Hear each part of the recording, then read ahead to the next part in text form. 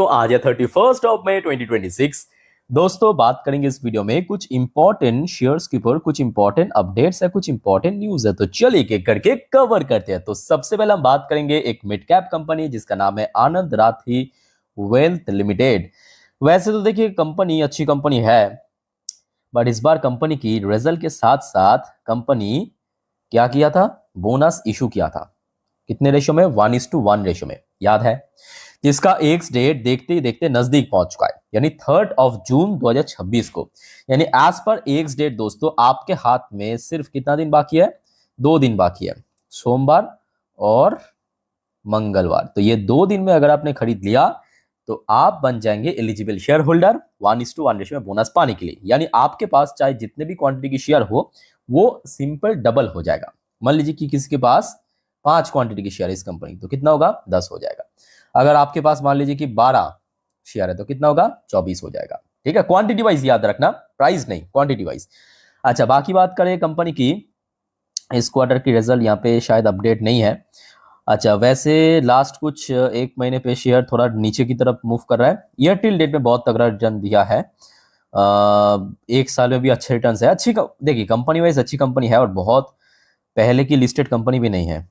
अगर आप देखेंगे 2021 में लिस्ट हुआ था दिसंबर में 284 रुपए के भाव में, और तब से लेके अभी तक बहुत अच्छे रिटर्न्स भी दिया। बट इस टाइप की कंपनी को सिर्फ एक चीज चाहिए, पेशेंस। क्योंकि आप देखेंगे शुरू में जो कुछ साल है शेयर फ्लैट ट्रेड किया, फिर एकदम से स्पाइक किया। नोट करना इसका जो मूविंग है, फिर देखिए एकदम कंसोलिडेट किया, थोड़ा बहुत वीक भी था, फिर जब ऊपर मूव किया चल गया।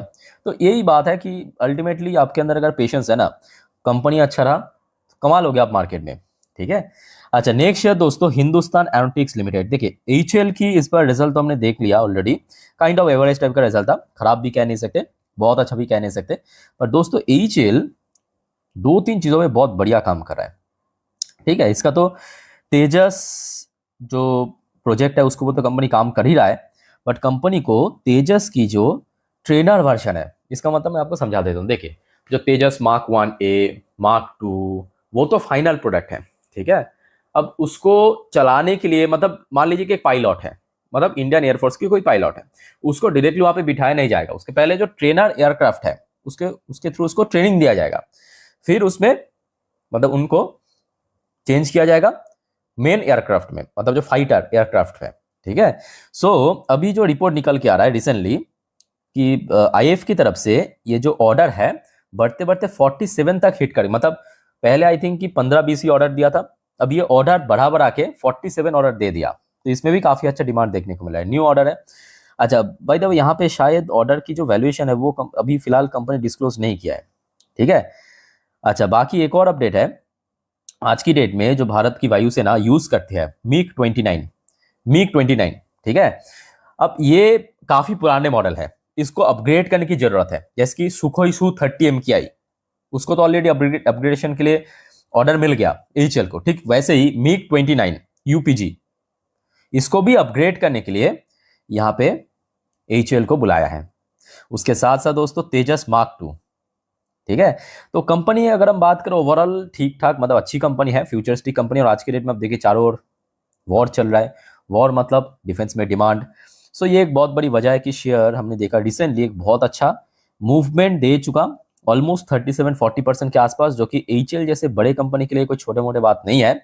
और उसके बाद लास्ट लगभग 3 हफ्तों से शेयर थोड़ा सा कंसोलिडेट भी कर रहा है, बट हाँ इसमें कोई बहुत बड़ा वीकनेस भी हमें देखने को नहीं मिला। ये भी फैक्ट है। शेयर के लिए इंपॉर्टेंट जो लेवल है 4,500 को होल्ड करना, अगर सक्सेसफुली होल्ड कर गया तो मे भी 4,800 जो अगला टारगेट की तरफ बढ़ सकता है। नेक्स्ट दोस्तों टीटागढ़ रेल सिस्टम। तो एक्चुअली टीटागढ़ रेल सिस्टम की लास्ट डे मतलब 30 तारीख को रिजल्ट आउट होने वाला था। तो बहुत सारे मेरे पास कमेंट भी आया था कि सर आपने JWL की रिजल्ट तो रिव्यू कर दिया। तो एक्चुअली कल रिजल्ट आउट ही नहीं हुआ था, ये आज आउट हुआ। पता है, मैं आपको एक बार दिखा देता हूँ। ये देखिए ये आज आउट हुआ, कुछ टाइम पहले की बात है, तो जिस वजह से मैंने कवर नहीं किया था। ठीक है। अच्छा, कंपनी ने रिजल्ट भी आउट किया, डिविडेंड भी डिक्लेयर किया। थोड़ा मैं आपको बता देता हूँ डिविडेंड कितने रुपए की, जस्ट अ मिनट। डिविडेंड का अमाउंट यहाँ पे दिख नहीं रहा है, खैर बाद में ढूंढेंगे।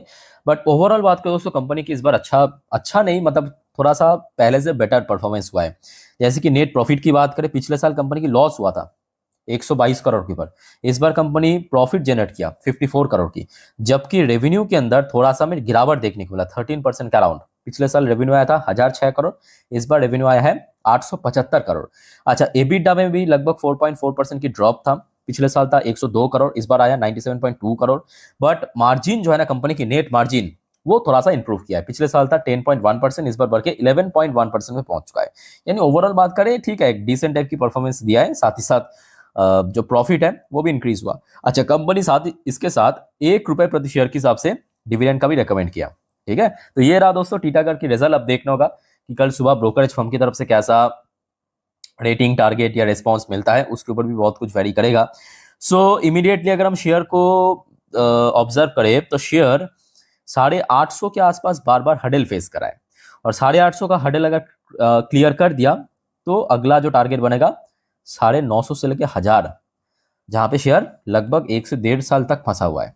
अच्छा, उसके बाद दोस्तों आ जाइए सुजलॉन एनर्जी। देखिए सुजलॉन के ऊपर एक अपडेट तो ऑलरेडी आपको मैं लास्ट डे दे चुका था, जो कि काफी नेगेटिव अपडेट था। जिनको पता नहीं है जान लीजिए, सेबी की तरफ से सुजलॉन के ऊपर एलिगेशन इंपोज किया है कि भाई साहब आप लोग जो इंट्रा कंपनी कुछ ट्रांजैक्शन किया, कुछ इरेगुलेटरीज हुआ है, जिस वजह से आपको 29 करोड़ पेनल्टी भरना पड़ेगा। ये सेबी की तरफ से कल कहा था, विस्तार पूर्वक चर्चा कर चुका हूं।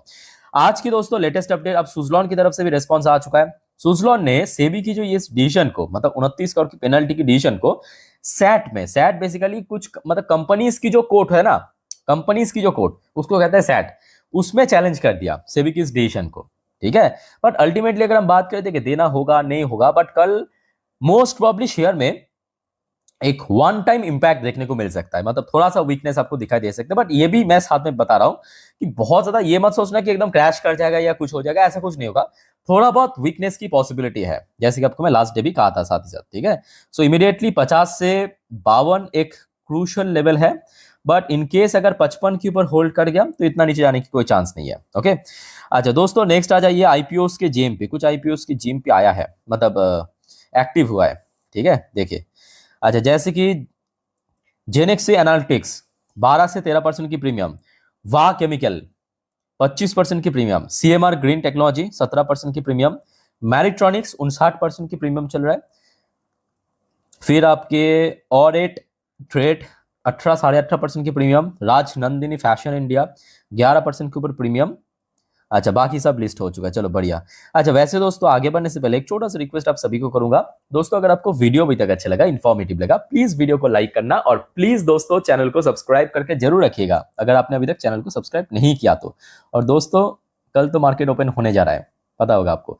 सो आज रात की जो 10:30 की वीडियो आएगा इस चैनल पे, मिस मत करना प्लीज, देखना, जिस पर हम नेक्स्ट डे मार्केट प्रिडिक्शन, मतलब कल मोस्ट प्रोबेबली मार्केट किस तरह मूव कर सकता है, निफ्टी बैंक निफ्टी की रेजिस्टेंस सपोर्ट पोजीशन कहां पे है, या आज पूरे दिन की शेयर मार्केट की जितने भी खबरें हैं, अपडेट्स है, सब कुछ इकट्ठा करके दे दूंगा इस वीडियो में। ठीक है, सो देखना मत भूलना, और चैनल को सब्सक्राइब नहीं किया तो फटाफट करके रख दीजिए दोस्तों, मार्केट से रिलेटेड, जियोपॉलिटिक्स से रिलेटेड सब कुछ जानकारी तुरंत पाने के लिए।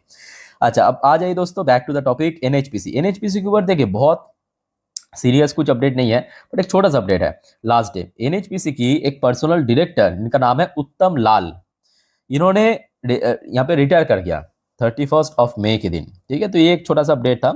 अब कोई भी देखिए कंपनीज के लिए अपना जो बोर्ड ऑफ डायरेक्टर काफी मायने रखता है। जैसे कि हमने देखा था जब कोटक महिंद्रा बैंक से जो महिंद्रा साहब है ना, याद है ना, जो उनका नाम क्या था मुझे याद नहीं आ रहा इमीडिएटली, उन्होंने रिटायर किया था, या अलग अलग ग्रुप से जब रिटायर, तो इम्पैक्ट पड़ता है थोड़ा बहुत। ठीक है, अच्छा एनएचपीसी की अगर हम बात करें, देखिए शेयर लास्ट डे शुरू में तो 80+ में होल्ड कर रहा था, बट मार्केट की सेंटीमेंट इतना वीक पड़ गया, तो जिस वजह से वीक, मतलब शेयर भी थोड़ा बहुत नीचे आके क्लोजिंग, तो इमीडिएटली मैं कहूंगा इमीडिएटली क्रूशियल टारगेट 80 अगर क्रॉस कर गया तो मैं कहूंगा फाइनल टारगेट 90+, ये सबसे वाइटल है। ओके, अच्छा फिर दोस्तों आ जाइए garden rich ship builder. Garden rich ship builder यानी जीआरईसी, जीआरईसी के ऊपर एक तगड़ा अपडेट है। तगड़ा अपडेट क्या है, ये लास्ट डे की अपडेट है। कोलकाता बेस्ड डिफेंस पीएसयू जीआरईसी ले किल for 4th vessel in German MPV project. तो कंपनी को दोस्तों जर्मनी की तरफ से बहुत सारे ऑर्डर मिला था, तो कंपनी क्या किया, मतलब जो जर्मनी की जो कंपनीज है उसके साथ मिलके इसको सक्सेसफुली कर लिया है। ठीक है, और ये जो प्रोजेक्ट है ये काफी मतलब कह सकते हो कि एडवांस प्रोजेक्ट है। जैसे कि आपने देखा होगा रिसेंटली आपके मजगांव डॉक भी काम कर रहा है, आपकी जो फ्रांस ना, अब कौन सा देश था उसका, कंपनी का नाम ट्राइसन ग्रुप, उसके साथ मिलके जो 70,000 करोड़ की सबमरीन डील, तो वैसे ही सेम टू सेम यहाँ पे जीआरसी मिलके बना रहा है जर्मनी की कंपनी के साथ। तो कुछ जर्मनी से भी ऑर्डर कंपनी को मिला था लास्ट ईयर पे, और कुछ भारत से भी मिला था इस प्रोजेक्ट के ऊपर, ठीक है। सो कंपनी अच्छा काम कर रहा है। इवन इस बार रिजल्ट भी मैं कहूँगा ये जो कोचिन शिपयार्ड, मझगांव, इन दोनों में से बेटर रहा आपकी जीआरसी रिजल्ट, ठीक है। और शेयर प्राइस इमीडिएटली अगर हम बात करें 2800 के आसपास बार बार रुक रहा है, और नीचे की तरफ सपोर्ट है आपके 250 के आसपास, ठीक है। अच्छा नेक्स्ट दोस्तों आ जाइए रिलायंस इंडस्ट्री के ऊपर, एक तगड़ा अपडेट है। लास्ट डे वैसे तो मार्केट भी वीक था, ऊपर से रिलायंस की शेयर भी 2% गिर गया था, बट रिसेंटली सिचुएशन के ऊपर बेस करके मूडीज, आपको पता होगा एक ग्लोबल लेवल की रेटिंग एजेंसी कंपनी ने रिलायंस की रेटिंग को अपग्रेड कर दिया है, और बहुत बढ़िया रेटिंग दिया है, बहुत बढ़िया रेटिंग दिया, BAA1 की रेटिंग दिया है, ठीक है। पहले से अपडेट किया, पहले दिया था BAA2 की रेटिंग, फ्रेश रेटिंग दिया है BAA1 की rating, foreign currency senior unsecured rating दिया है, ठीक है। मतलब इस चीज के ऊपर रेटिंग दिया है, और बाकी दो चार अच्छे शब्द भी कह दिया रिलायंस के बारे में, बट ठीक है, रिलायंस मैं कहूँगा लॉन्ग टर्म इन्वेस्टर्स के लिए सही है।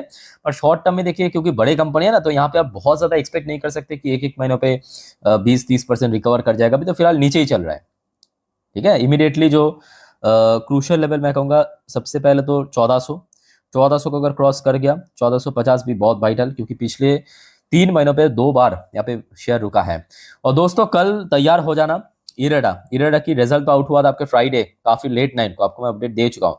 बट बात यह है कि इरेडा की रिजल्ट इस बार इनकम की सेगमेंट को अगर हम बात करें तो जैसा अच्छा था, मतलब इनकम फिर भी कंपनी की ग्रोथ हुआ है, बट कंपनी की इस बार मार्जिन बहुत कम हो चुका है, बहुत वीक मार्जिन, आप देख सकते हो मार्जिन एकदम खत्म हो गया, और जिस वजह से कंपनी की जो नेट प्रॉफिट है उसमें सीधा सीधा इम्पैक्ट पड़ा है गिरावट के साथ। तो कहीं ना कहीं थोड़ा सा आप प्रिपेयर होके चलिए कि शेयर थोड़ा सा वीक पड़ सकता है। अगर ना पड़े तो बढ़िया, मैं तो चाहता हूँ ना पड़े, मेरी बात को ध्यान से समझना, मैं तो चाहता हूँ ना पड़े, वीक ना हो जाए, बट हो भी सकता है, होने का ही मोस्टली चांस है, ठीक है। हम मतलब यहाँ पे आप प्रिपेयर होके चलिए।